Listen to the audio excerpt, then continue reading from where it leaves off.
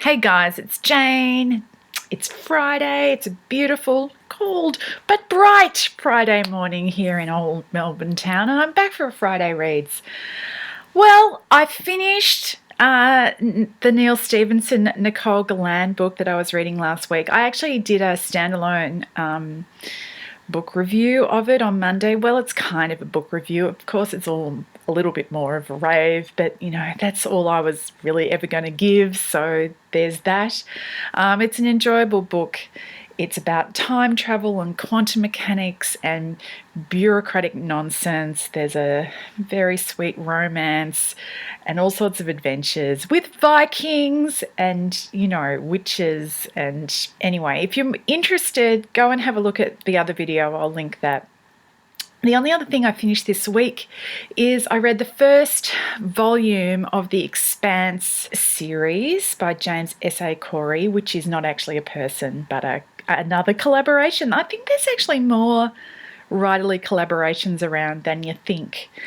So this one's called Leviathan Wakes. I should actually, strictly speaking, have read this months and months and months ago. My In Real Life book club did it months back. I wasn't actually able to get to book club that month because of stuff with the baby and life and whatever, and so I never actually read the book, and it finally kind of got back to the top of mind, and I read it and I really enjoyed it. This is a strange situation for me because I've actually seen the first series of the TV show on Netflix, the adaptation, and so the first kind of 2/3 of the book is I actually knew where the plot was going, which was really interesting. It's interesting to read something having already seen an adaptation. There are lots more characters, more sorts of points of view in the TV series than in the novel. In the novel, it's really just kept up in space, but in the TV series, you get points of view of people down on the planets as well, so it's a bit different from that. The other thing is that the first series stops and the book hasn't finished yet, so the last third of the book was like, but I don't know what. Suddenly I was like, I didn't know what was going to happen. I didn't know if our heroes were going to survive or whatever. This is a space opera. It's really, really well done. In the world of the story, there's the inner planets have got this political thing going on. There's settlements on Mars. Mars versus Earth is kind of the big political story of the day, like I don't know what the equivalent would be, US versus Russia, but I don't know who would be who in that scenario. But yeah, it's the two big superpowers.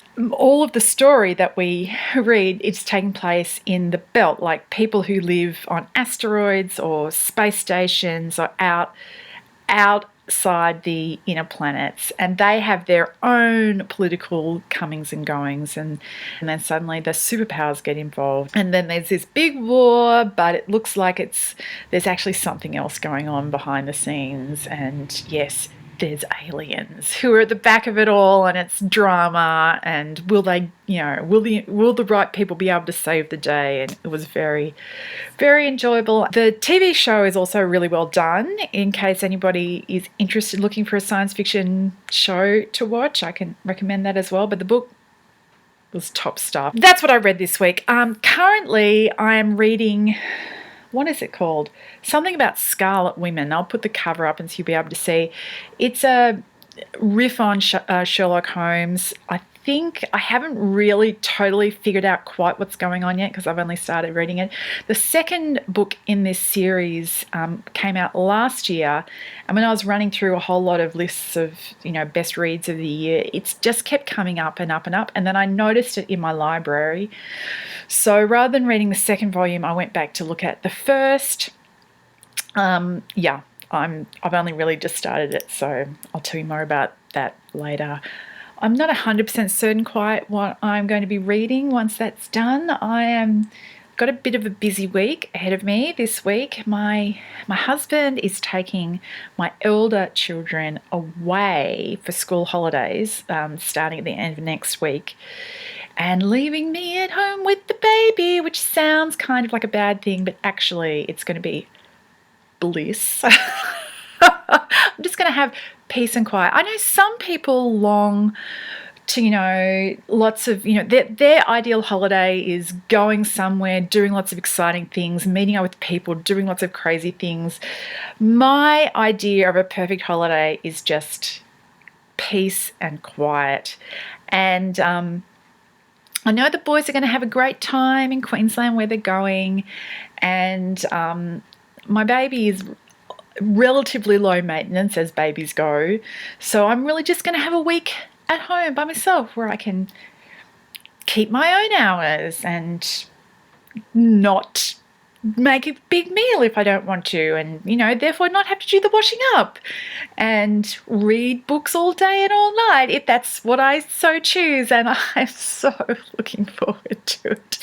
So I'm going to spend this week coming up with some, a whole bunch of books to kind of get banked up when I have this time. So I am really on the lookout for recommendations. If you've read something great lately and you want to recommend it to me, I would so love to hear it. I need to have at least, 10 books lined up this time next week.